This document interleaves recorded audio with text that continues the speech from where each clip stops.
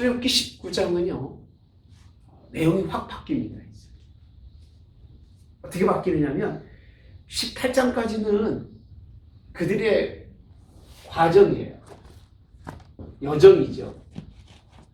여정에 대해 설명하고 있는데 19장은 과정과 여정이에요. 하나님이 왜 그들을 그렇게 이끌어 오셨는가라고 하는 나름대로의, 저는 이렇게 표현합니다.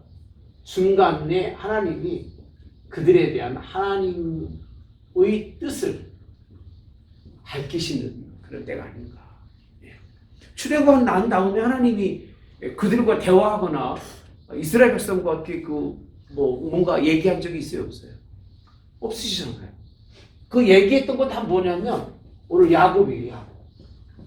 살면서 부딪히면서 하나님께 원망하고 하나님께 불평하고 모세에 대해 대적하면 하나님이 그들에게 하시는 일을 행하셔서 만나도 먹이시고 메추라기도 먹이시고 반석에도 물도 내시고, 그렇죠? 그런 일 하셨잖아요.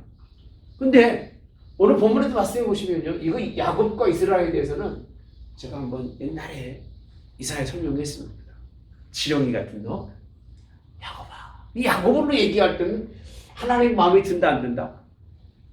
안 들을 때는 야곱이라고 불러요, 하나님이. 하나님 굉장히 우리가 생각할 때는 이렇게 막 그러신 분 같아도 아주 뒤끝이 있은 분이셔요. 예. 뒤끝이 있으셔가지고 마음이 안 들으면 야곱이야. 마음이 들으면 이스라엘이야.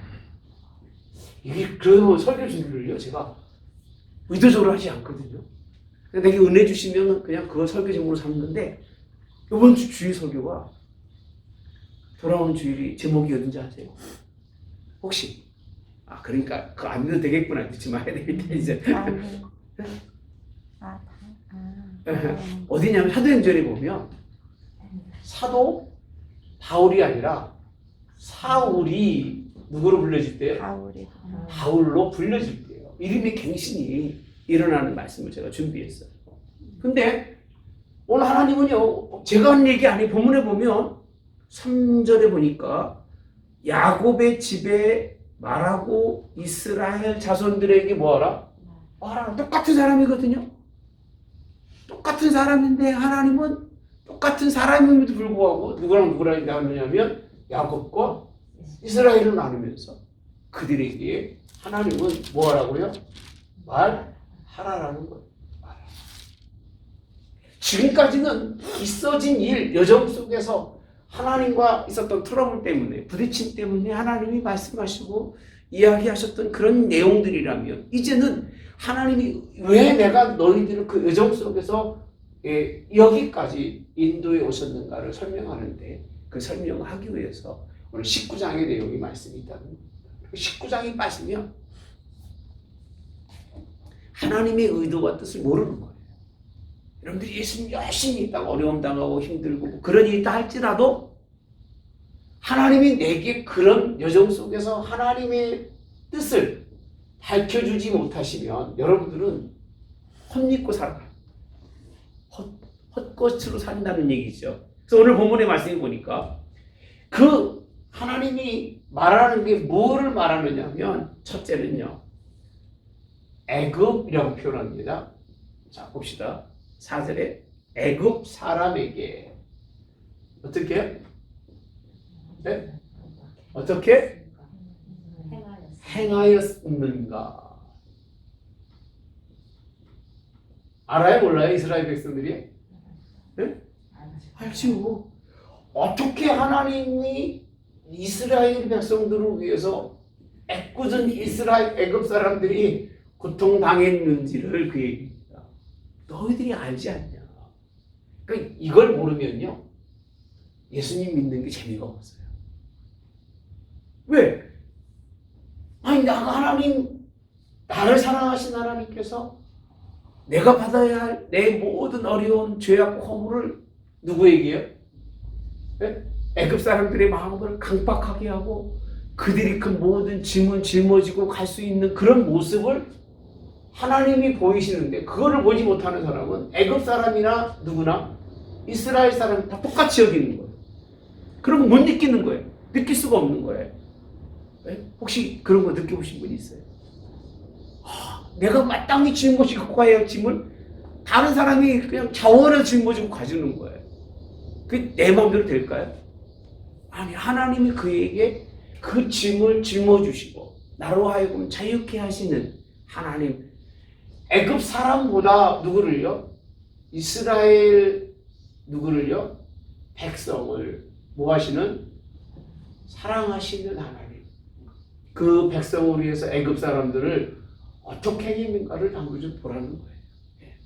이거는요, 여기서만 있는 게 아니라 새벽에 요즘 공부하는 말씀, 예레미야서, 에스겔서, 이사야에서 보면 이스라엘 민족 때문에 이스라엘 민족이 죄로 짓고 문제가 있는데 이스라엘 민족이 하나님 바라봐야 되는데 엉뚱한 애굽을 바라보니까 하나님 누굴 때리셔요? 애굽. 애굽은 이때부터 막 시작을 해가지고 이스라엘이 멸망할 때까지 애굽은 항상 하나님의 타겟이야. 너들 잘못되면 쟤들이 맞는 거야. 이 얼마나 이거 억울하겠습니까, 이 사람들이. 그죠? 자기 잘못도 아닌데도 불구하고, 예? 근데 그 이유가 있더라고요. 애굽 사람 하나님이 은혜 주신 것은 그들을 통해서 그 정말 두렵게 하려고 하나님이 해주셨는데, 이게 그게 마음대로 이루어지지 않고 이 애굽 사람들이 성경에 큰 악을 하고 표현하면서 온 강군에 막 구조물을 만들어 놓으니까 이들을 심판하시는 게 에스겔서 요즘 배우고 있는 말씀입니다. 한번 생각해보라, 그 얘기예요. 두 번째로 하나님이 하신 말씀이 뭐였어요? 자, 그렇지요. 어떻게 뭐로요? 독수리 날개로 뭐해서? 어버. 아니, 우리들이 생각할 때 이 여정과 이 과정에서 출애굽에서 여기 지금 하나님께서 말하고자 하시는 이 자리까지 올 때까지 얼마나 힘들고 어려웠어. 물도 먹을 것도 마실 것도 뭐 아무것도 없는 광야. 그냥 어디에만 있어야 돼? 어디에만 있어야 돼? 뭐가 힘들었을까? 가장 힘드는 것이. 네? 그냥 집에만 있어야 되는 거예요. 장막에만. 나가봐야 뭐밖에 없어요. 광야니까. 황홀한 벌판밖에 없어요. 이웃사람 만나봐야 맨날 싸우기만 할 것 같으니까 그냥 어디만 있어야 되는 거예요. 장막 안에만 있어야 돼. 그들이 얼마나 힘들고 어려웠을까라고 생각하며 원망하고 비평했는데 하나님은 그들에게 뭐라고 하냐면요. 독수리 날개로 어떻게 이 자리까지 인도했는지를 알라는 거예요. 여러분 인생에 살면서요. 정말 여기 있는 여러분들 정도가 됐음에도 불구하고 하나님이 나를 이 자리까지 오기까지 이렇게 들어서 옮겨주셨다는 걸 고백하지 못하면 그 사람은요. 신앙생활 아무리 오래 해도 소용없어요. 인정하시면 흔들어보세요. 인정하시면. 인정 안 하시는 분들 뭐야? 자신이 왔어? 진짜예요. 하나님이 나의 그 모든 고난과 환난과 역경 속에서 끝인 줄 알았는데 독수리 날개로 업어서 이거를요. 한번 가볼까요? 신명기 한번 가봅시다. 신명기 하도 많이 써놔가지고 5장 아니 14장 신명기 14장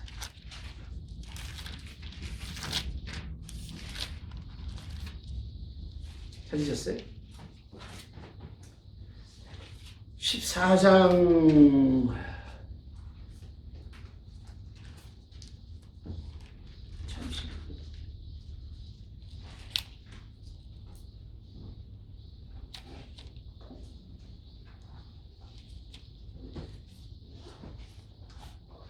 내가 없어서 하는데 14장 아니거든요. 똑같이 이 부분을 설명해 주는 말씀이 있어요. 맞다. 32장 갑시다. 미안합니다. 자, 신명기 32장. 여기 보시면요. 10절부터 보시면 여호와께서 그를 황무지에서 짐승이 부르짖는 어디에서 광야에서 만나시고 호위하시며 뭐하시고 보호하시며 자기의 뭐같이 눈동자 같이 지키셨도다. 마치 11절 독수리가 자기의 보금자리를 어지럽게 하며 이렇게 되어 있어요. 그러니까 이게 이 과정이라는 것이 독수리 어미가 보금자리를 뭐하게 한다고요? 어지럽게 하며 자기의 새끼 위에 무엇이에요? 너풀거린다는 게 뭐예요? 막 날개질하는 거예요. 해서 그 날개를 펴서 뭐하며 새끼를 받으며 그의 날개 위에 그를 뭐하는 것처럼 없는 것 같이 이렇게 되어 있습니다. 최고의 그런 조리 중에서는 그런 왕과 같은 게 독수리잖아요. 그래 독수리 제가 이렇게 진짜 키우는 걸 보니까요. 독수리가 밑에는 굉장히 강한 나무로 이렇게 한답니다. 발이 아플 정도로 강한 날카로운 나무. 그 위에는 좀 부드러운 거. 그렇게 해서 마지막에는 자기 털로 그거를 이렇게 싼다고. 그 새끼를 키우는데 새끼가 커갈수록 하나씩 벗겨낸대요. 벗겨내는 이유가 있는 거예요. 그 이유가 거기에 머물러 있지 않게 하기 위해서. 그리고 독수리는 보통 어디에다가 집을 짓죠? 꼭대기. 사람이 갈 수 없는 아주 위험한 지경에 놓으니까 아무리 새끼라 하더라도 그걸 보면서 뛰어내릴 수 있는 담력이 있을까 없을까요? 뛰어내리고 싶을까 안 내리고 싶을까요? 네? 나는 날개가 있으니까 뛰어내리겠지. 그렇게 생각하면 여러분들은 영원히 하나님을 소망하셔서 사는 사람들이기 때문에 난 죽어도 상관없어. 그러고 살아야 돼요. 우리는요. 짐승 뭐 나니까. 그죠? 그래야 그래요. 난 영원히 하나님 사랑하시는데 내가 이 땅에 뭘 두려움을 가지고 있을 게 뭐 있어요? 죽으면 죽으리라고 살 수 있겠죠. 근데 독수리는 그렇지 않다고 그래요. 그러니까 이거 움직이기 위해서는요.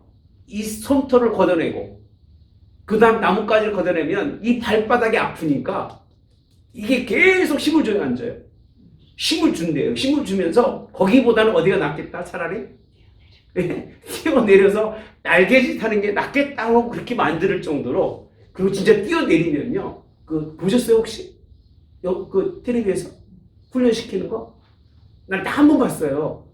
이렇게 옆을 걸어서 이렇게 떨어뜨리고선요. 지가 가서 이렇게 받아 올리고. 그게 진짜 그 다큐멘터리 나오더라고요. 그렇게 새끼를 뭐 한다고요? 훈련시키는데 어떻게 이런 거 다 알았는지 모르겠어요. 성경에서. 네. 이 사건들을 다 아시면서 없는 것 같이 12절에 여호와께서 어떻게 홀로 그를 인도하셨고 그와 함께 한 다른 신이 있다 없다? 없었도다 라고 말씀합니다. 그러니까 어떻게 독수리 날개로 업어서 이 자리에 있게 하셨는지를 뭐라는 거죠? 누구에게 말하는 거예요? 야곱과 이스라엘에게 말하라. 오늘 19장의 말씀이요. 설교가 굉장히 많을 것 같아도요. 그렇게 성경에 보면 이 부분의 말씀들이 많지가 않아요. 독수리 비유는 많지만 사실은 이 부분은 독수리를 비유로 설명하려는 그런 것보다는 하나님이 애굽 사람들의 속에서 너희를 어떻게 이끌어내셨는지를 알라는 거예요.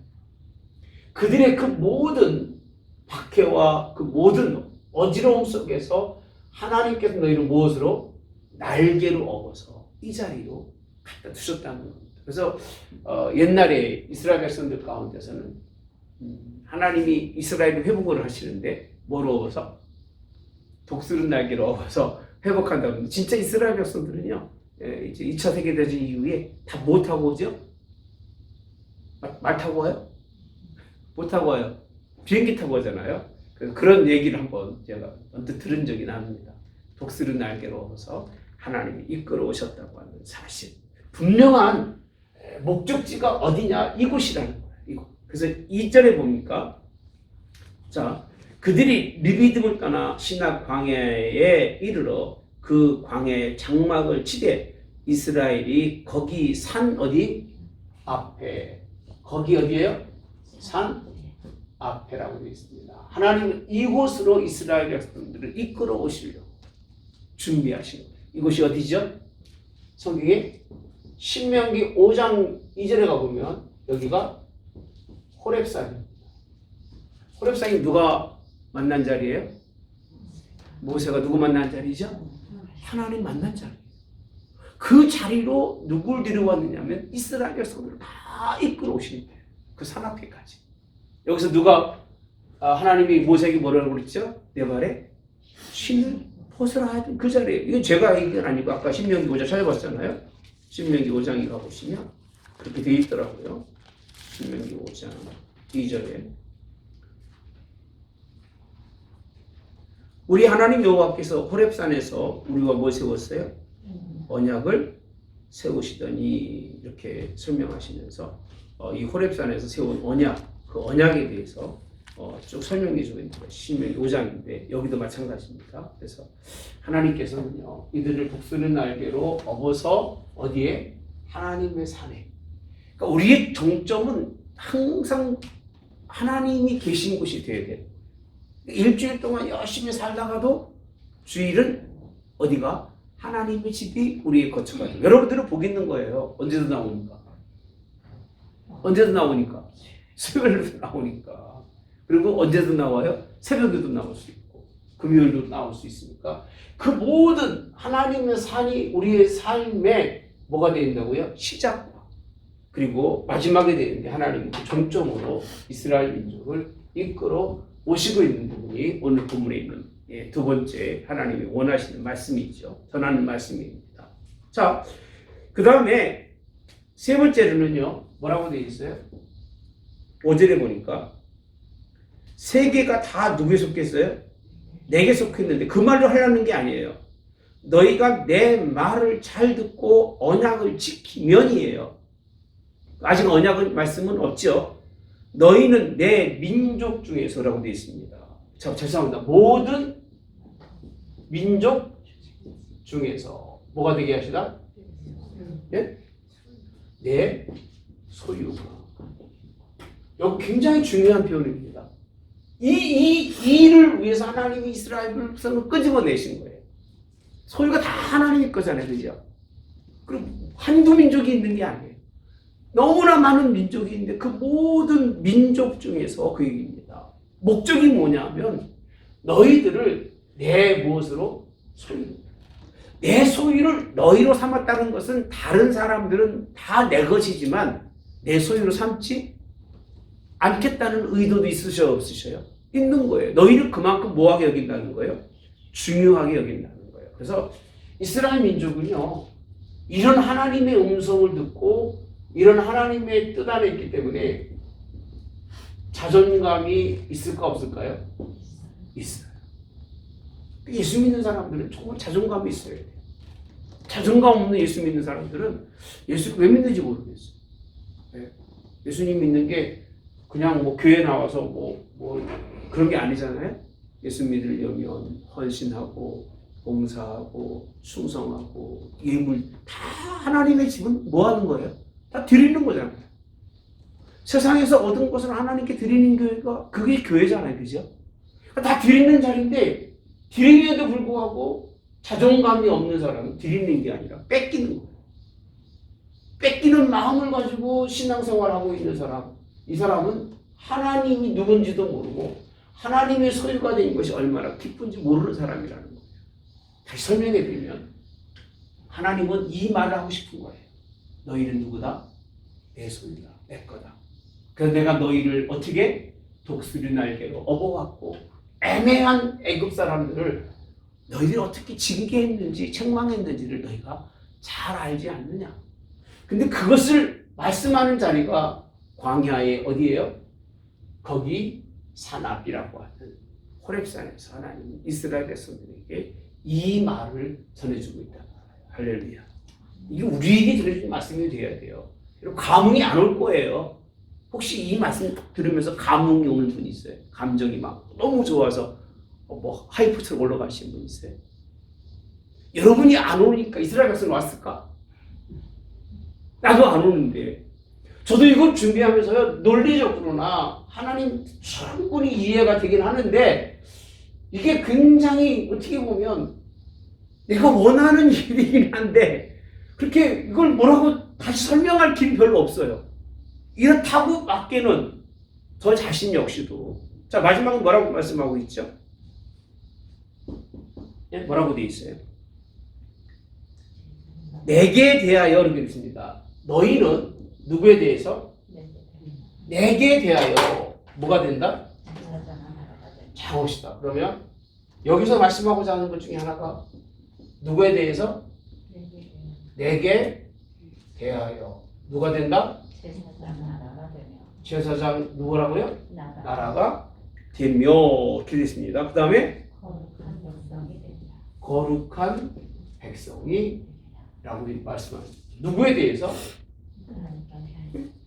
하나님께 제사장 나라고 하나님께 거룩한 백성이다. 이게 하나님이 이스라엘을 불러내시고 그 산 앞에 오셔서 이스라엘에게 하시는 전하고자 하시는 말씀이에요. 이게 신앙이 이게 없으면 안 된다는 거예요. 세상에 있으면 어떻게 대하는지를 너희가 알지 않느냐 그 얘기예요. 그래서 하나님이 그 세상에 있게 하지 않으려고 뭐로 얻었어요? 그러니까 구원받는데 뭐 그렇게 크게 한 일이 없잖아요. 하나님이 그냥 다 알아서 홍해도 건너게 하시고 필요할 때마다 채우셔서 그들을 인도하신 하나님. 그 이유가 뭐가 되려고요?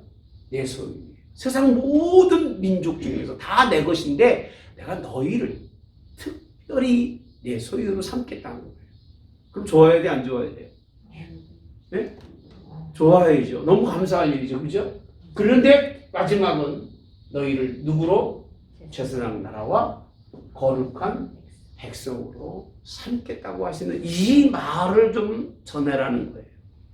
이거는 이제 애굽이 아닌 내게 대하여라는 말씀은 너희들의 삶의 모든 문화와 환경입니다. 삶의 모든 환경이 어떤 사람으로 바뀌라는 거예요? 하나님과 관계된 그런 삶. 그런 삶을 누가 원하시는 거예요? 거룩한 백성이라는 그런 거잖아요. 제사장 나라는 그런 거잖아요. 네? 뛰어나게 하나님이 제사장으로 삼으신, 이건 베드로서에서 나중에 기회되면 설명할게요. 우린 왕 같은 족속이요. 쭉 설명하죠. 그 앞뒤 문맥을 보면요. 얼마나 그 부분이 힘들고 어려운 부분이 앞뒤 맥락에 다 있는데 그냥 그것만 쏙 따다가 설명들 하고 자기가 무슨 굉장한 뭘 가진 사람? 신앙의 자존감을 가진 사람처럼 말하지만 부대끼는 게 사실은 더 많다는 것이 성경에 있는 말씀입니다. 하나님은 왜 그 산까지 인도해서 이 말씀을 하시느냐? 이 말씀을 하시는 곳이 하나님의 어디예요? 산이라는 거예요. 거기서 말씀하시지 아무 데서나 말씀하지 않으셔. 그래서 여러분들이요, 신앙의 그런 모든 믿음의 하나님의 감동과 역사는 어디서 이루어진다? 하나님의 집에서 이루어져야 돼요. 어떤 분이 그래요. 목사님, 저는 교회 안 가도요 은혜 충만히 받아요. 교회에서 은혜 못 받아봤으니까 그 소리 하는 거지. 그죠? 저는 그렇게 생각합니다. 교회에서 진짜 하나님 앞에 큰 은혜를 못 받아봤으니까 그런 소리 하는 거지. 하나님이 주시는 감흥은 달라요. 집에서나 교회에서나 똑같다고 생각하면 저는 좀 문제가 있다고 봅니다. 제가 성경을 읽어도요, 죄송한 얘기지만 저를 위해서 읽을 때는 이렇게 성경 말씀이 저처럼 이렇게 저한테 이렇게 은혜 주시지 않습니다. 근데 꼭 신기하게 준비하고 누구에게인가 전하도록 전할 마음을 가지면 하나님이 깨우쳐 주시는 거예요. 전 이거 분명히 깨달았기 때문에 이게 저를 위해서 필요한 게 아니라 저와 여러분들을 위해서 필요한데 단 누구를 위해서? 하나님을 위해서, 하나님의 나라를 위해서 쓰여질 때 그것이 가치가 있는 거고 역사하는 거지. 그렇지 않으면 백날 읽어도 저와 여러분 똑같을 거예요. 그래서 저는 그런 표현합니다. 이런 하나님의 은혜를 느껴보고 싶으면 집에서 열심히 한번 읽어보고 내 자녀나 손자나 손녀에게 한번 내가 이 말씀을 가르쳐 보겠노라고 생각하고 보면요, 성경이 달리 보는 거예요. 얼마나 중요한 말씀이죠. 네. 하나님은 이 일을 그 산 앞에서 이루려고 하신 하나님. 그 다음에 보시면, 자, 모세가 내려와서 백성의 장로들을 불러 여호와께 자기에게 명령하신 그 모든 말씀을 그들 앞에 뭐 했어요? 진술입니다. 다 그대로 설명하니까 백성이 일제히 응답하여 이르되 여호와께서 명령하신 대로 우리가 다 뭐하리라? 행하리라. 이 명령 어디서 나온 말씀이죠? 5절에 보니까 내 말을 어떻게? 그렇지요. 잘 듣고 그 다음 내 언약을 지키며 어떻게 들어야 돼요? 잘 들어요. 가장 신앙이 중요한 건 듣는 거예요. 들어야 되는데 들리지가 않잖아요. 들리지가 않는데 듣지 못하는데 무엇을 말할 수 있었겠어요? 그래서 듣지 못하는 사람은 말도 해요 못해요? 못해요. 이 들어요. 뭔가 입력이 돼서 저장이 돼서 입이 나와야 되는데 듣는 귀가 없으면 말을 못하게 되어 있습니다. 감긴 눈으로는 정확한 표현할 수가 있을까요? 표현할 수가 없어요. 그러니까 듣는 것과 보는 것은 굉장히 중요한 건데 가장 먼저는 성경에 어떻게 해라? 잘 듣고 그리고 뭐하면? 언약을 지키면 그 얘기입니다. 지키면 그랬더니 이렇게 하나님이 막 제사장 나라 삼으시고 막 거룩한 백성으로 불러준다니까 이스라엘 백성들이 다 뭐라고 그랬어요? 예, 걱정하지 마십시오 하나님. 우리가 이 말에 대해서 모든 백성들이 yes, 네, 할 수 있겠습니다. 하겠습니다라는 대답을 해야 돼요. 하죠. 여러분 이 말씀 들으면서 여러분 하나님께서 여러분들을 거룩한 백성 삼으시고 제사장 나라 삼으실 겁니다. 그러면 해야 안 해요? 아멘 할 겁니다. 여러분 자녀 중에 한 사람을 좀 목사로 삼으세요. 제사장 삼으시고 그러면 대답해요? 생각해봐야 되겠대요. 그죠? 곰곰이 생각해보는 거죠. 예스 해놓고도 곰곰이 생각하는 거죠. 자, 그 다음에 보니까 여호와께서 모세에게 이르시되 내가 빽빽한 구름 가운데서 내게 임함은 표현합니다. 내가 너와 말하는 것을 누가? 백성들이 듣게 하며 또한 너를 영원히 뭐하도록? 믿게 하려 함이니라. 모세가 백성의 말을 여호와께 뭐했으므로? 아뢰었으므로 여호와께서 모세에 이르기되 이렇게 표현합니다. 이 부분이 자꾸 읽어보셔야 돼요. 하나님이 예스 했는데 그래 너희들이 이제 믿는구나 그런 표현이에요? 이 부분이? 네? 그런 표현이에요? 그렇지 않은 표현이에요. 그렇게 자 모세가 백성의 말을 여호와께 전하는데 9절 여호와께서 모세에게 뭐라고 그랬어요? 내가 빽빽한 구름 가운데서 내게 임함은 왜 드러내고 말씀하시는 하나님이 아니라 그렇게 하신 것은 내가 너와 말하는 것을 백성이 뭐하고 그리고 뭐라고 되어 있어요? 너를 영영이 뭐하도록? 믿게 하려 함이라는 말씀 속에서 뭐가 눈에 들어와요? 믿게 한다는 거예요. 믿는다는 얘기일까요? 아니요. 이 말은 놓고 마음은 뭐 거룩한 나라 백성 되면 뭐해? 당장 먹고 살 게 없는데, 그죠? 제사장 나라가 되면 뭐해? 그게 무슨 의미가 있어 우리가? 오히려 아까 말한 세상의 삶의 문화 모든 환경이 애굽 것을 버리고 누구를 대해서? 하나님에 대해서 명령만 듣고 말씀만 지켜 인생 살려면 재미가 있을까 없을까? 재미가 있을까 없을까? 네?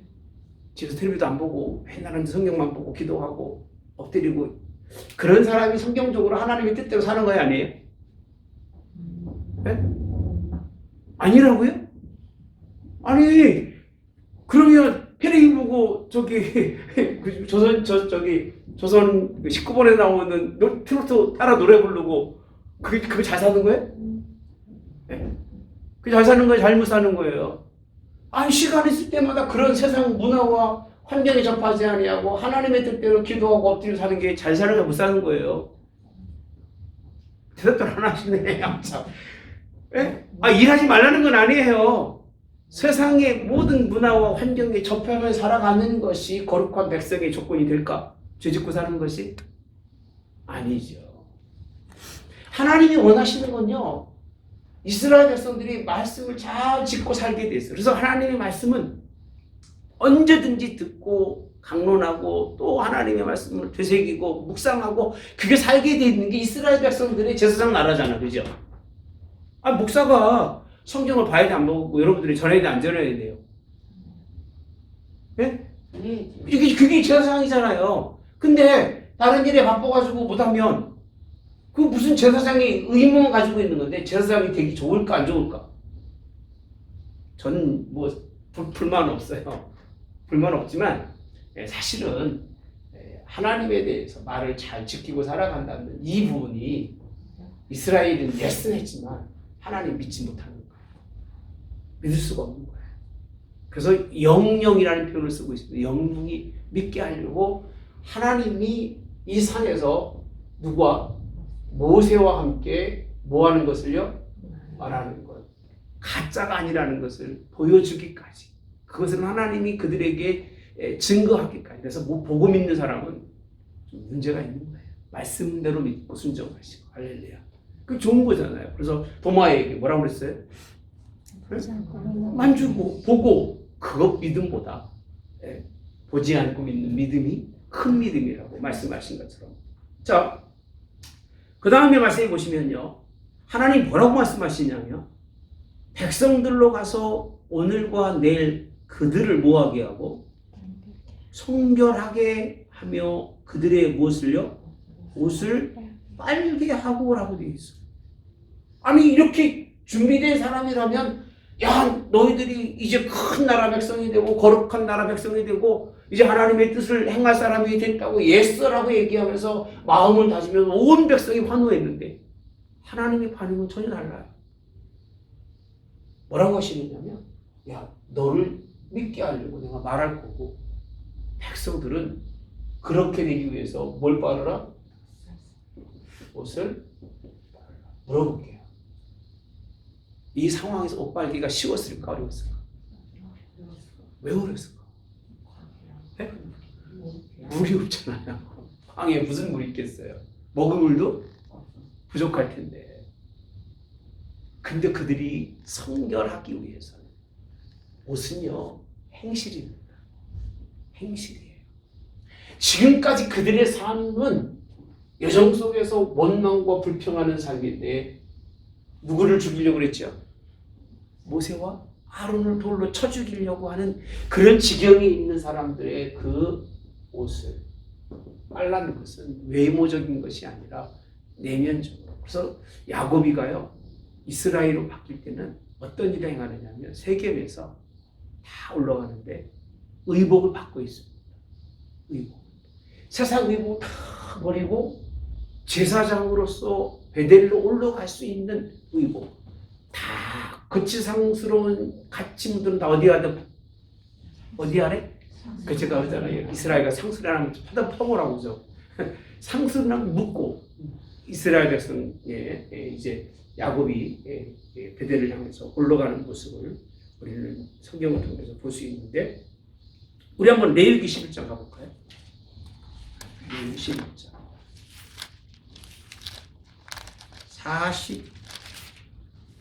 44절 봅시다. 나는 여호와 너희 하나님이라. 내가 거룩하니 너희도 몸을 뭐해서 구별하여 거룩하게 하고 땅의 기는 길 짐승으로 말미암아 스스로 뭐하지 말아라. 더럽히지 말라. 나는 너희 하나님이 되려고 너희를 애굽 땅에서 인도하여 낸 여호와라. 내가 뭐하니 거룩하니 너희도 거룩할지어다. 39절에 보면 너희가 먹을 만한 짐승이 죽을 때 그 죽음을 만지는 자는 저녁까지 뭐한다? 부정할 것이며 그것을 먹는 자는 뭘 빨아요? 그 옷을 빨 것이요 저녁까지 부정할 것이며 그 죽음을 옮기는 자도 그의 뭘? 옷을 빨 것이요 저녁까지 뭐하리라? 부정하리라. 죽음 이런 것들과 만져지는 사람들은 옷을 빨게 돼 있고 그 옷을 빤 것으로 말미암아 스스로 뭐하도록? 거룩한 사람이 될 수 있도록. 그래서 거룩한 것은 그냥 거룩해지는 게 아니라 항상 우리 스스로가 하나님 앞에 회개하고 엎드림으로 거룩해지는 것이 그냥 무작정 믿는다고 해서 거룩해지는 것은 아니, 뭘 만지거나 명령에 불순종하거나 하나님의 뜻에 거역할 때는 뭘 빠르라고요? 못을 빠르라는 거예요. 성결케 되기 위해서. 그래서 오늘 우리가 이런 모습들을 좀 가져야 되지 않는가. 지저분하면 옷 바꿔 입어 안 바꿔 입어요? 네? 바꿔 입죠? 네, 옛날에는 뭐 하나 입으면 뭐 일주일 내내 입고 막 살았잖아요. 속옷이든 겉옷이든. 지금들은 한 번 입으면 빨거려. 네. 네, 우리 한국 그러더라고. 옛날 미국 가니까 애들이 한 번 입고 나면 세탁을 다시 입어넣는 거야. 우리는 뭐 청바지 입으면 한 달 입고 비 오는 날 막 빨고 그랬는데 뭐 그냥 그렇게 무조건 빨아요. 근데 요즘 한국도 그러더라고 보니까요. 한 번 입고 다 빨아요. 그 왜 빠는지는 잘 모르겠어요. 네. 더러워서? 그렇구나. 더러워서 빨아. 지 몸 더러운 거 싫은 거야. 네? 지 몸 더러운 거 싫고 더러운 거 닿는 것도 뭐 한 거예요? 싫은 거예요.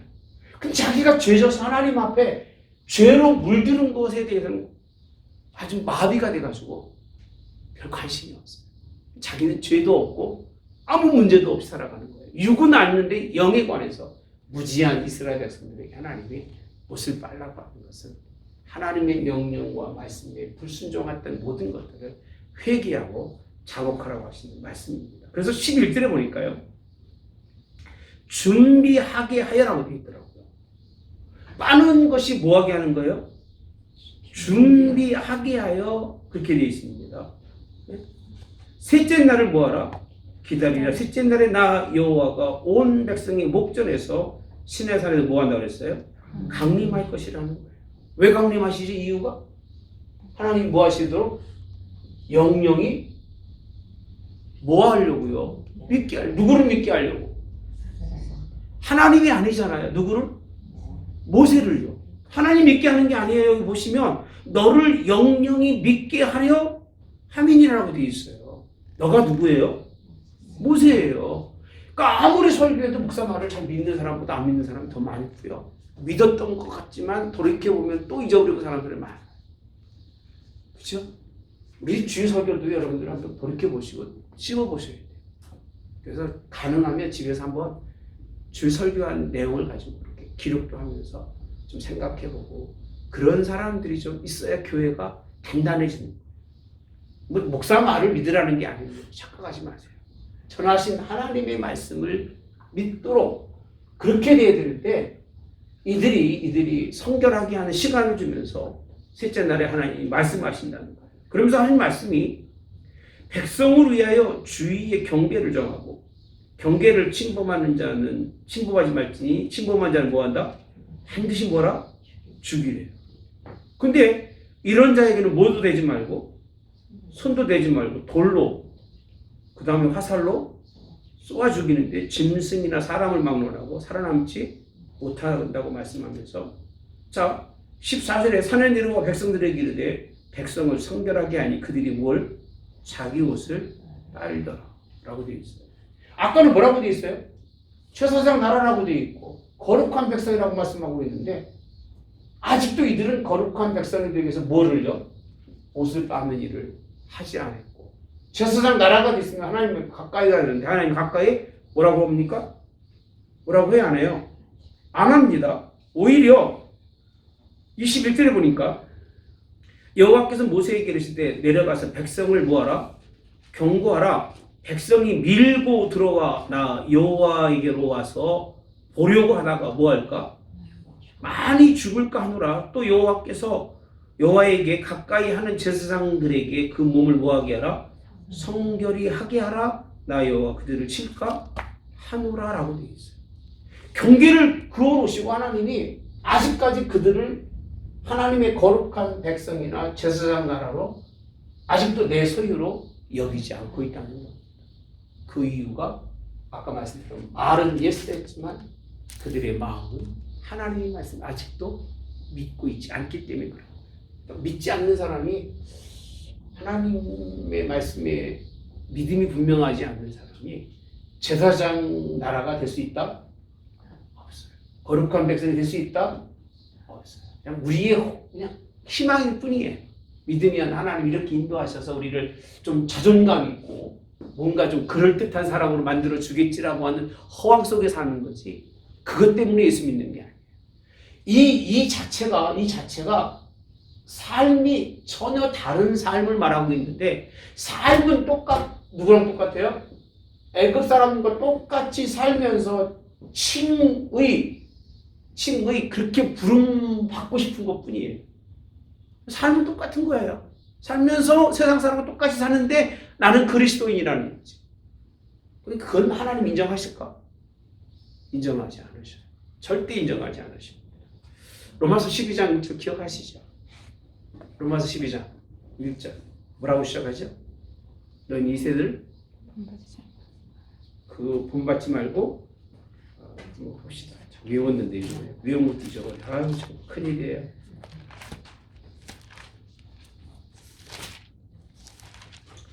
그러므로 형제들아 내가 하나님의 모든 자비하신 너희 권하노니 너희 몸을 거룩한 하나님이 기뻐하시는 거룩한 산 제물로 드리라. 이는 너희가 드릴 무슨 예배예요?